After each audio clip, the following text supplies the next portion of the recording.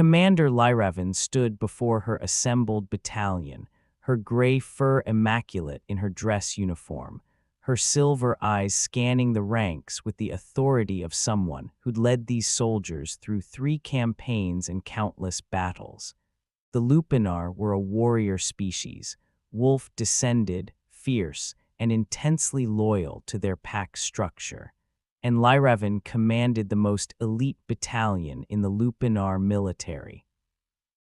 Her soldiers stood at attention in the assembly hall, 500 of the finest warriors the species had produced. They'd followed her through hell, trusted her with their lives, and revered her as one of the greatest tactical minds of their generation, which made what she was about to announce all the more shocking. "At ease," Lyra commanded, and the battalion relaxed into parade rest as one. "I've called this assembly to make a personal announcement before it becomes public knowledge through official channels." Her second-in-command, Major Kaelrin, stood to her right, his expression carefully neutral. He knew what was coming. The rest of the battalion did not. "As of 0800 hours tomorrow, I will be entering a formal bonding with—" Lyra paused, noting the anticipatory expressions on her soldiers' faces. They probably expected her to name some high-ranking Lupinar officer, perhaps from another battalion, creating a powerful political alliance. Ethan Cole. A human civilian working in the diplomatic corps on this station. The silence that followed was absolute. 500 Lupinar warriors stood frozen, their expressions ranging from shock to confusion to outright disbelief. Not one of them was breathing properly. Major Kaelrin actually looked like he was choking. Lyra waited. She'd expected this reaction. Finally, someone in the back ranks whispered loudly enough to be heard. "A human, a civilian," someone else added, sounding scandalized. "Did she say bonding, like permanent bonding?" The whispers built into a low rumble of confused conversation. Lyra let it continue for exactly 10 seconds then. Silence. The battalion snapped back to attention immediately, but she could see the barely contained questions in every face. "I understand this is unexpected," Lyra said, her voice carrying across the hall, "which is why I'm addressing you directly before the formal announcement." Ethan Cole is a 32-year-old human, a cultural liaison assigned to improve Lupinar-human relations. "We've been courting for 6 months. He's met the formal requirements for bonding under Lupinar law, and I've accepted his proposal." "But Commander," Major Kaelrin found his voice, "he's human and civilian. He has no military rank, no combat experience, no traditional qualifications for bonding with a battalion commander," Lyra finished. "I'm aware. I'm also aware that our military regulations don't actually forbid cross-species bonding or restrict my choice based on my mate's occupation. They simply don't address it because until recently it wasn't a consideration." She looked across her battalion, seeing the struggle in their expressions. These were her soldiers. She owed them honesty. "I know what you're thinking, that I should bond with a warrior, someone who understands our culture, our way of life, our values. Someone who can stand beside me in battle and in politics." She paused. "Those would be logical criteria, but bonding isn't purely logical. It's also about finding someone who makes you want to be better than you are." "Permission to speak freely, Commander." This from Captain Sorelin, one of her most trusted officers. "Granted. With respect, ma'am, how can a human civilian possibly understand what you need?"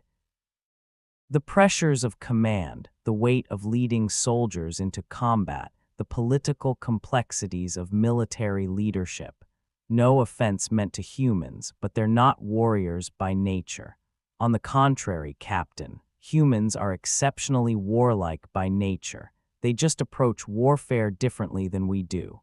Lyra gestured to the display screen behind her, which activated to show images of human military history. This is what Ethan helped me understand about his species. Humans have been in continuous warfare for their entire recorded history. They've developed strategy and tactics that most species find incomprehensible: total war, asymmetric warfare, psychological operations. They're not warriors in our sense, but they understand conflict at a fundamental level. She changed the image to show Ethan, a man of average height and build by human standards, with brown hair and calm gray eyes.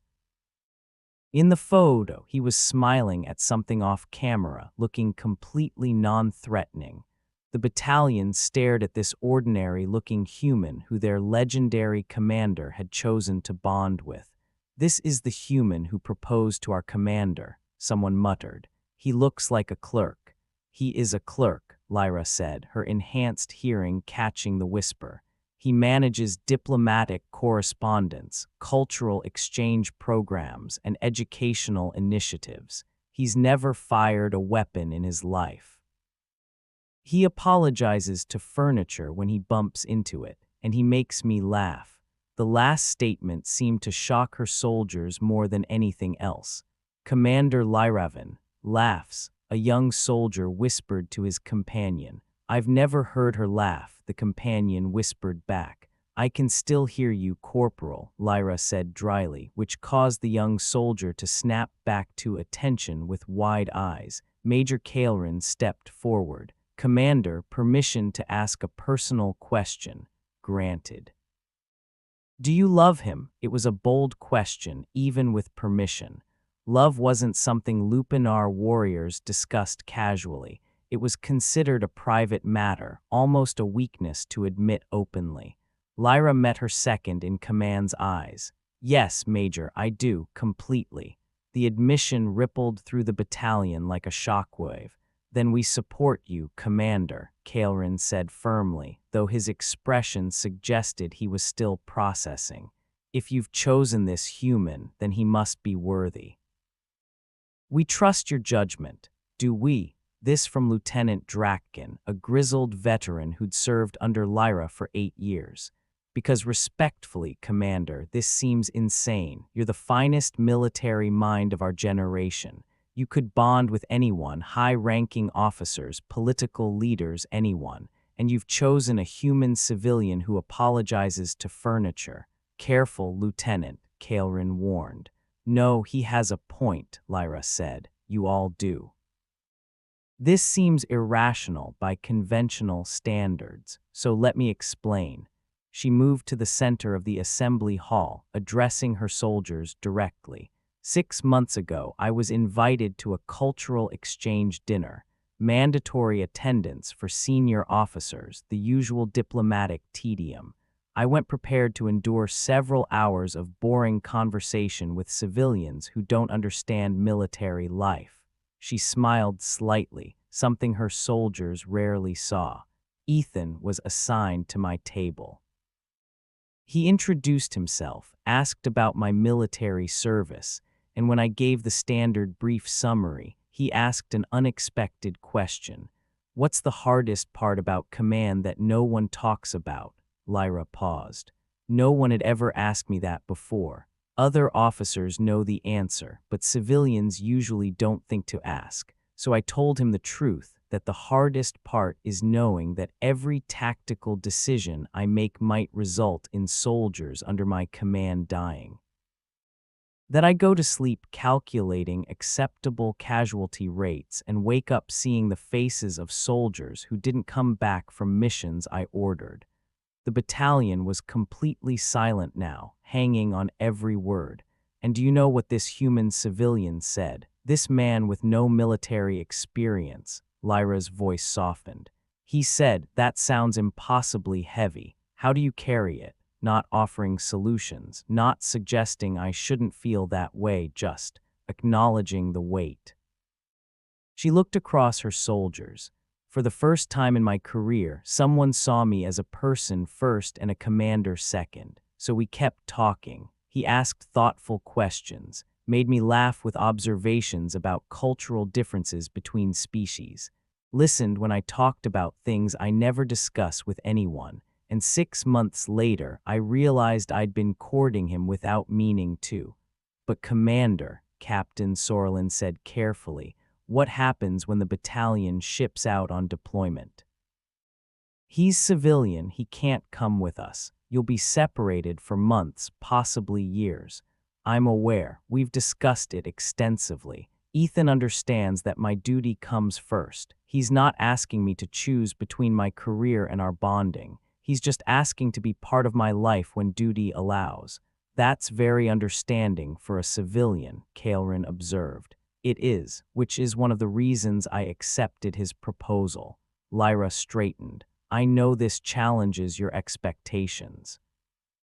I know you imagined I'd bond with someone more traditionally appropriate, but I'm still your commander. I'm still committed to this battalion, and I'm still the same officer I was before. The only thing that's changed is that now I have someone waiting for me who makes coming home something to look forward to. She let that sink in then. Questions, honest ones, not whispered in the back ranks. There was a pause, then a young soldier raised her hand. Permission to speak, Commander. Granted. Is he? I mean, does he know what he's getting into? Bonding with you means bonding into the pack structure. He'll be part of the battalion's extended family. Will he be okay with that? He's nervous about it, Lyra admitted. He's met some of you at social functions without realizing who I was to you, but he knows that formally bonding with me means becoming part of this pack. He's studying our customs, learning our protocols, and trying very hard not to embarrass me. Does he know we could eat him? Someone asked, then immediately looked horrified they'd said it aloud.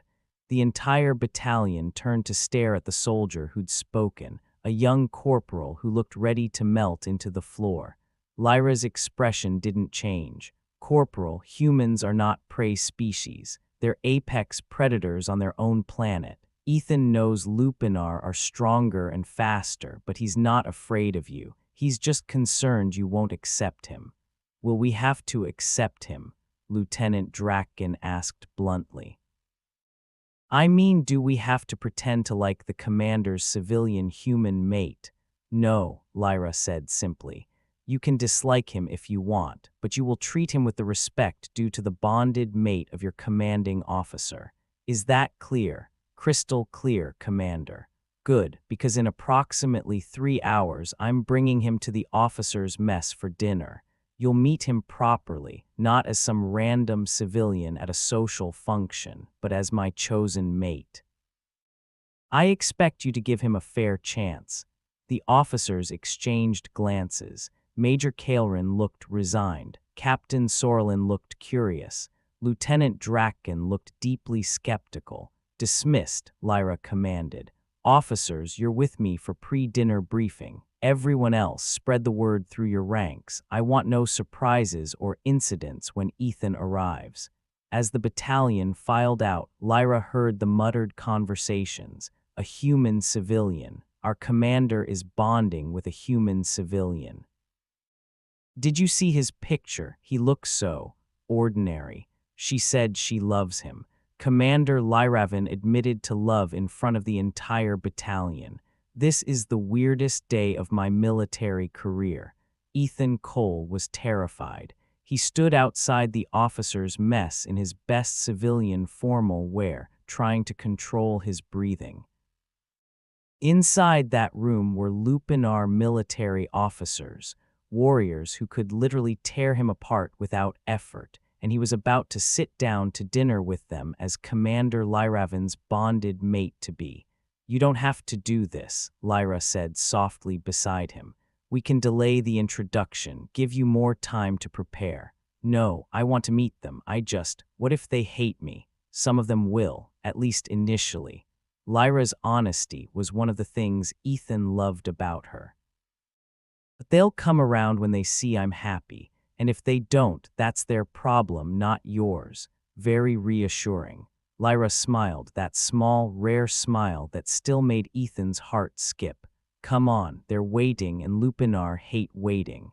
They entered the officers' mess together. Conversation stopped immediately as every officer in the room turned to stare at Ethan. He felt very small, very human, and very out of place.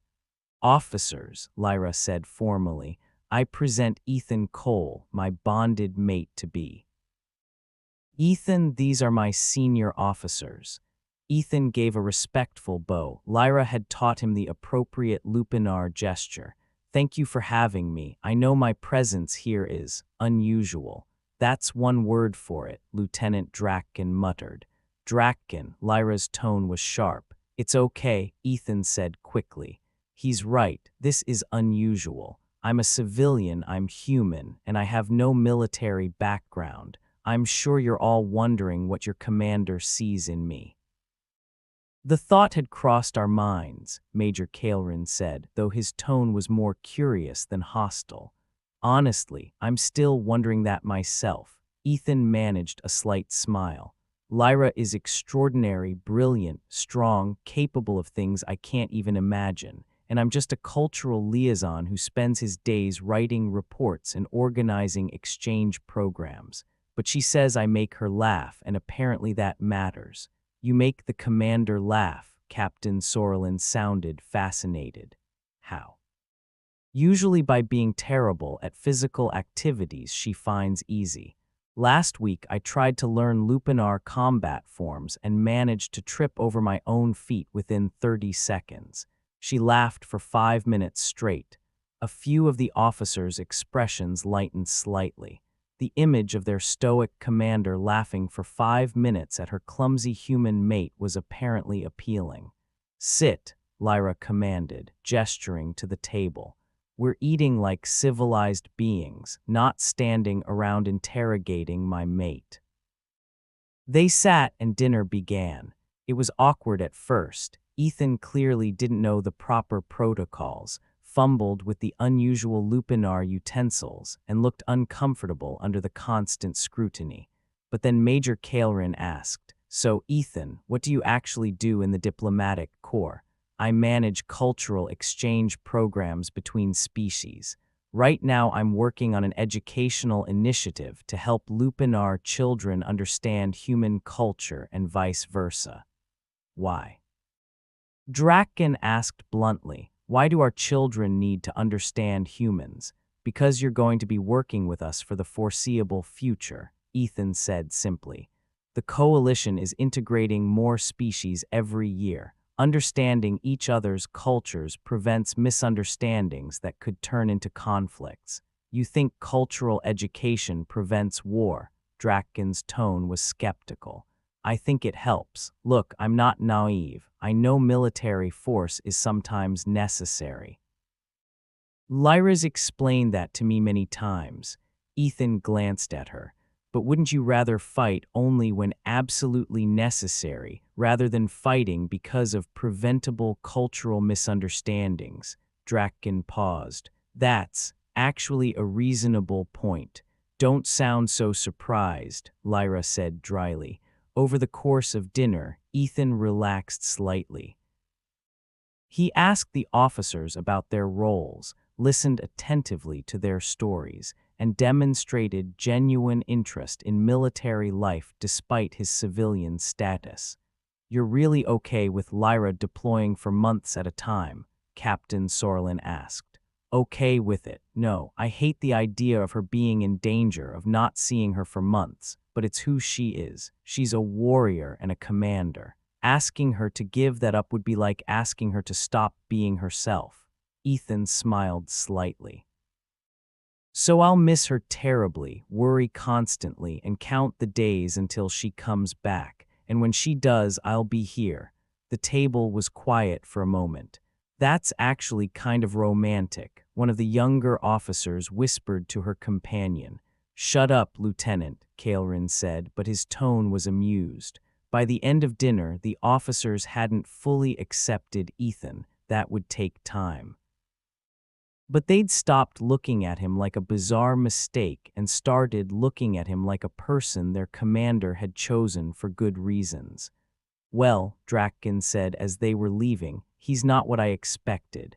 "What did you expect?" Lyra asked. I don't know, someone more impressive, but he's just genuine, honest about his limitations, honest about his feelings for you, honest about being terrified of us.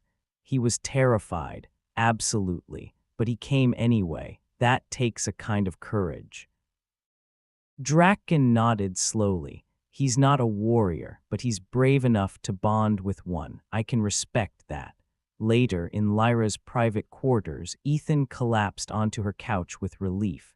That was the most stressful dinner of my life. You did well, Lyra said, sitting beside him. Several of them actually liked you. Several out of how many? 15 senior officers at dinner, so 3 of them probably liked you, 4 maybe. That's terrible odds. That's better than I expected. Lyra pulled him close, her strength gentle despite her warrior nature. The announcement went better than anticipated, too. Only about 40% of my battalion looked like they wanted to stage an intervention. Is that good? For the Lupinar military, very good. Ethan laughed, then sobered. Are you sure about this, Lyra? I'm going to cause complications for you politically. The traditionalists are going to hate that you bonded with a civilian, let alone a human one. Let them hate it. I'm bonding with you because you make me happy, because you see me as Lyra first and Commander Lyravan second, because you understand that I carry heavy burdens and you don't try to take them from me, you just help me carry them. She kissed him softly. That's worth more than any political alliance or traditional approval. Your soldiers couldn't breathe when you announced our bonding. I know. I enjoyed that more than I should have. It's good for them to be shocked occasionally. Keeps them sharp. You're terrible. I'm a military commander. Being somewhat terrible is part of the job description. Ethan settled against her, feeling the steady strength that had first attracted him and the gentleness she showed only to him. I love you, Lyra, even if your entire battalion hates me. They don't hate you. They're just confused about why I chose you over more traditional options. Give them time. They'll see what I see.